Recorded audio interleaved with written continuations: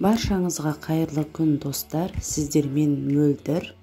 Бүгін біз пеште пісетін кебаб жасайтын боламыз. Өте дәмді,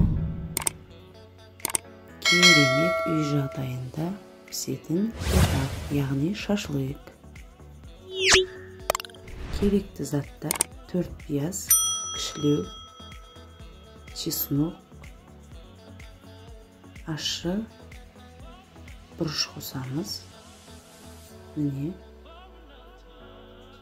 блендерменен майдалап аламыз.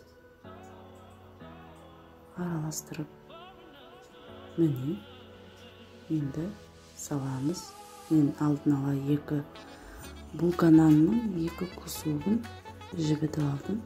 Тұз, бұрыш салып, қалауларыңызша осылай араластырып аласыздар. 1 жұмыртқа салып, тағы да араластырамыз. Осылай қатты ұрып аласыздар. Осындай таяқшаларға